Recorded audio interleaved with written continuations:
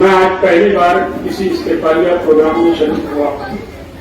कोई नाराजगी नहीं, मसरूफियात की बुनियाद पर मैं बहुत सारी जगह नहीं जा सका, लेकिन क्योंकि इस हिस्से में मेरे अपने रिश्तेदार भी बहुत, खुद यहाँ पर जहाँ बैठे हैं यहीं पर भी बहुत, तो मैं चाहा कि चलो यहाँ पर अपनी शक्ल बता दी। मैं इस हिस्से के तमाम ही लोगों का शुक्रिया अदा करता हूँ जिन्होंने मुफ्ती साहब के ताल्लुक से इलेक्शन में तन मन धन से या किसी भी जाविये से मेहनत की कोशिश की, उनको कामयाब करने के लिए उनका मैं शुक्रिया अदा करता हूँ। एक दिन मुझसे यूसुफ बोलने लगा फोन पर पिछले हफ्ते कि तो जिनकी साइकिल की दोनों रिंग निकल गई, वो अभी भी चलाने की कोशिश कर रहे हैं।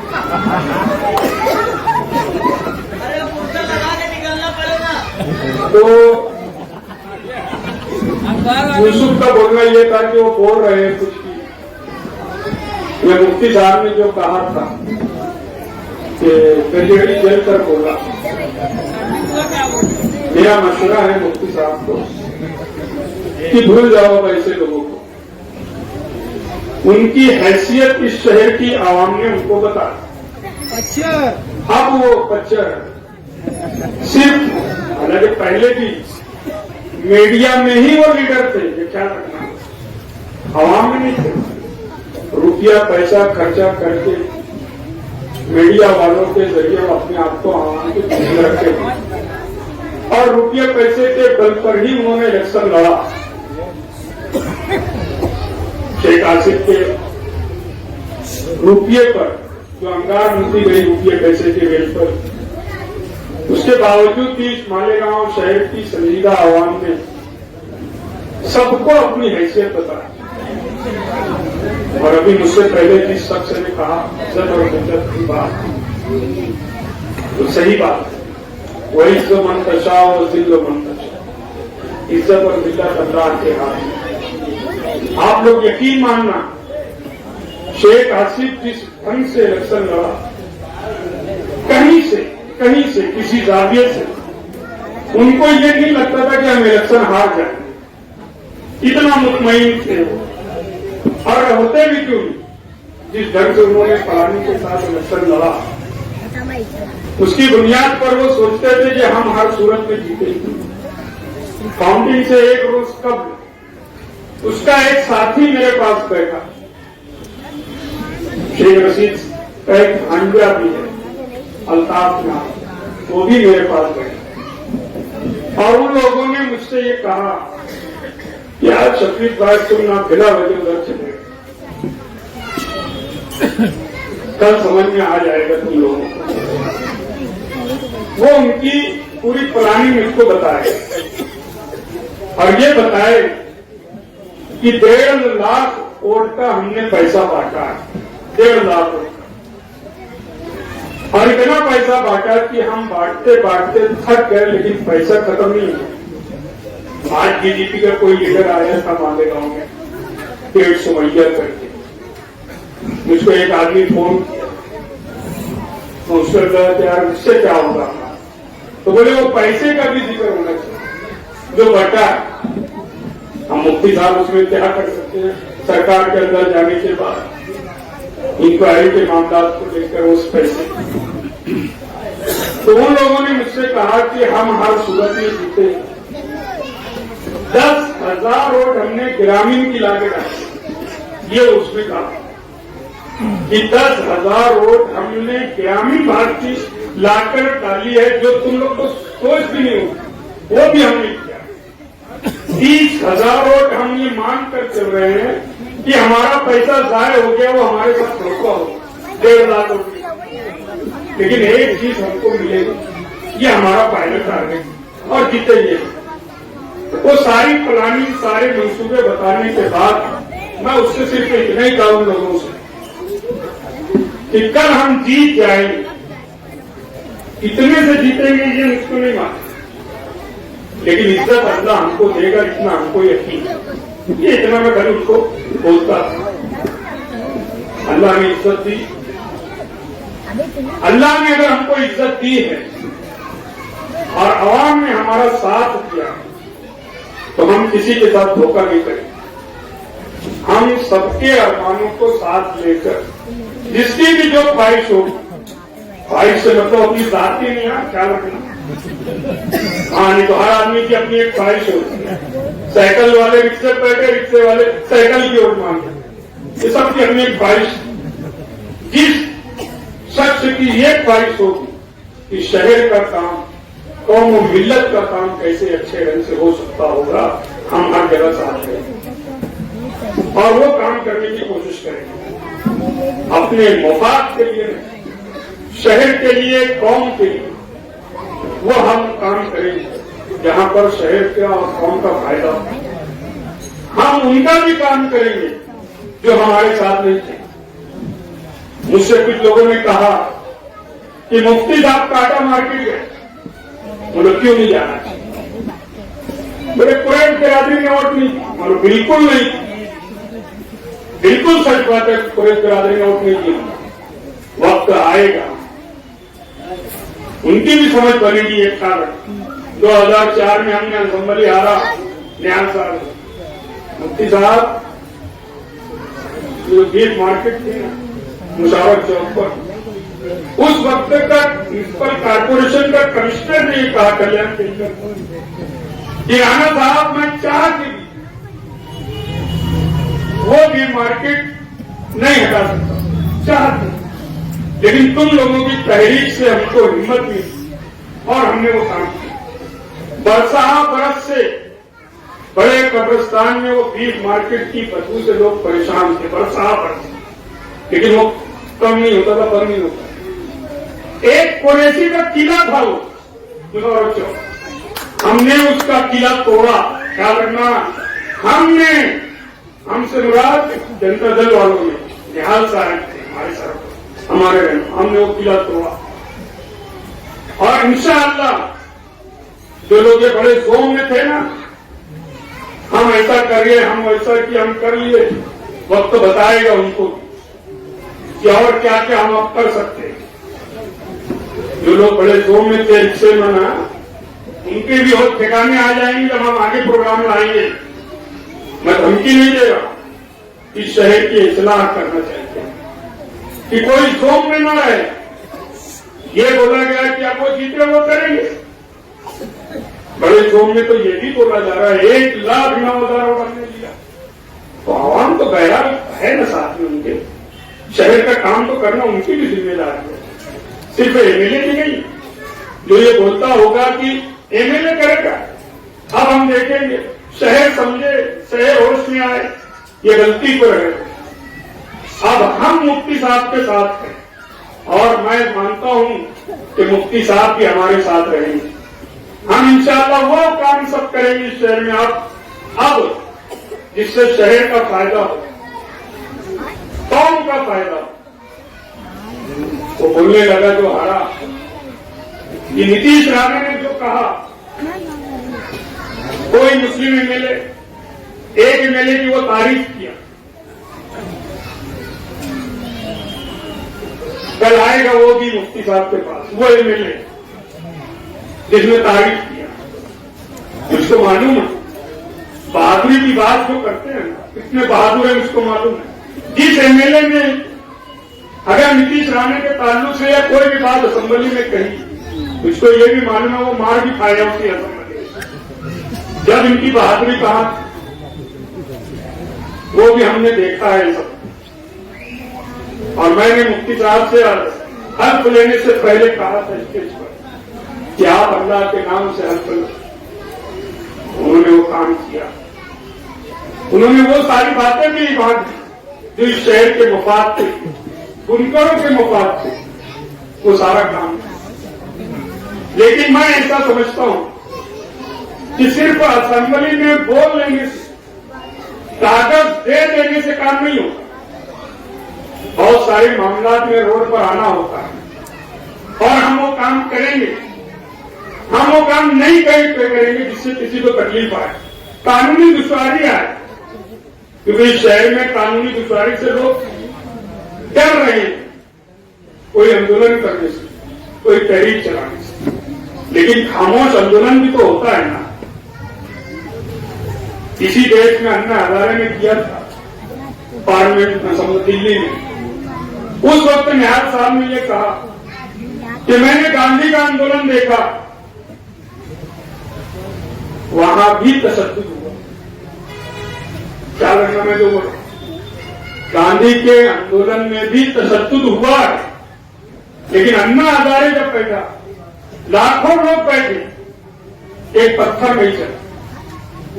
पार्लियामेंट रात तक चलाई गई, कोई कानून नहीं टूटा, किसी के ऊपर कोई दफात नहीं लगी। हमारे पास वो भी रास्ता है।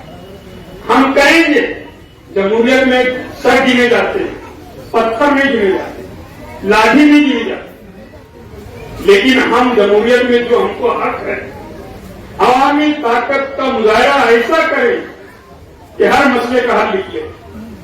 लोग आए, ऑफिसर हमारे पास आए, सरकार के नुमाइंदे आए, मिनिस्टर आए, हमको वो सब जतन करना चाहिए, तभी जाके हम काम कर सकते हैं। आज ठेका परस्तों की हुकूमत बनी है महाराष्ट्र के अंदर, दिल्ली तक उनकी हुकूमत बनी है। और जिस पार्टी से आज मुफ्ती साहब एमएलए बने हैं ना, ये मुस्लिम नाम से पार्टी, तासुब हर जगह, हर जगह। मालेगांव में एमआईएम जीती, आप लोग यकीन मानना, सरकार में बैठे हुए जितने यहाँ अधिकारी हैं, सरकार के नौकर हैं जो, वो सब मायूस थे मुफ्ती साहब की जीत से। सबको बड़ा अफसोस, क्योंकि जो आदेश आया होगा ऊपर से तो यही होगा, एमआईएम जीतना नहीं चाहिए, एक मजहबी आदमी जीतना नहीं चाहिए। मगर अवाम ने फैसला जो किया इस शहर की आवाम ने, वो उनको भी हजम नहीं हो रहा। वो लोग ऑफिसर भी परेशान है, यार ये ऐसे कैसे होंगे।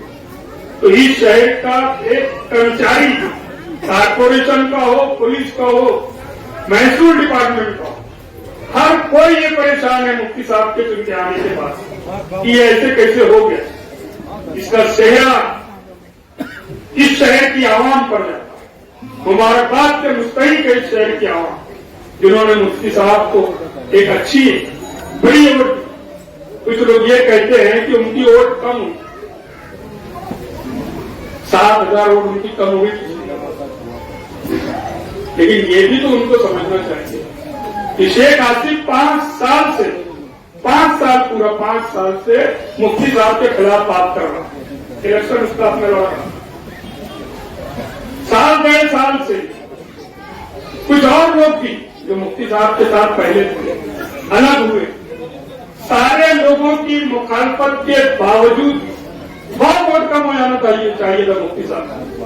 कोई ये भी बोलते थे कि हम थे तो इतनी मिली।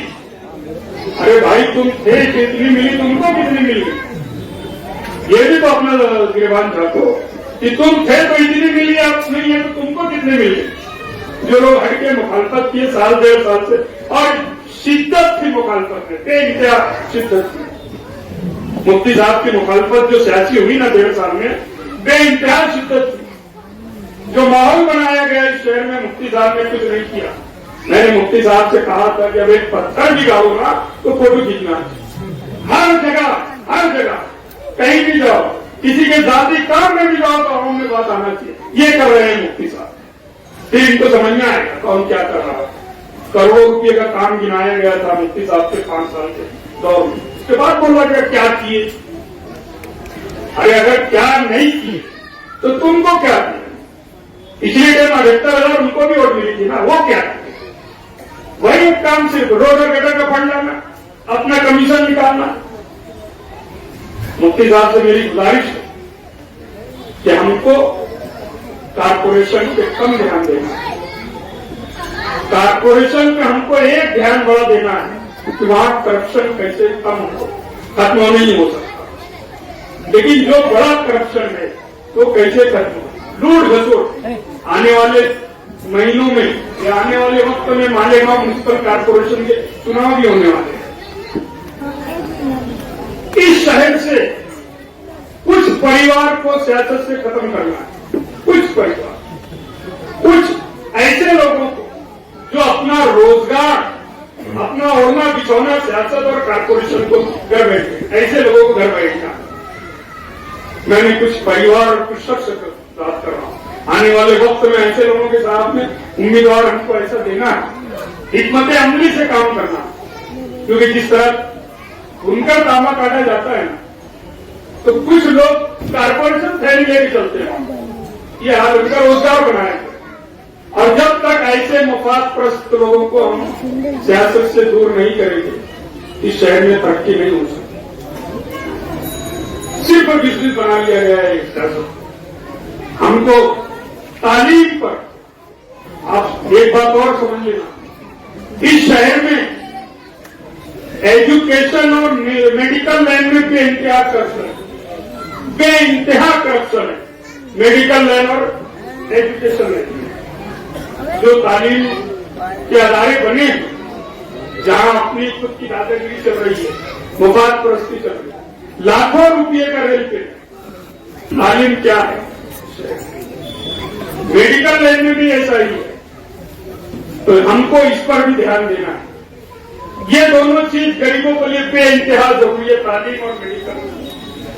अगर हम कारपोरेशन चुनाव में उतरे तो हमको दिल्ली केजरीवाल ने जो पॉलिसी बनाई उस पर भी सोचना चाहिए कि हर वार्ड, हर महल्ले में मेडिकल के हिसाब से, हेल्थ के हिसाब से हम कहां छोटे मोटे छोटा दवाखाने जहां शहर की आवाम को फायदा।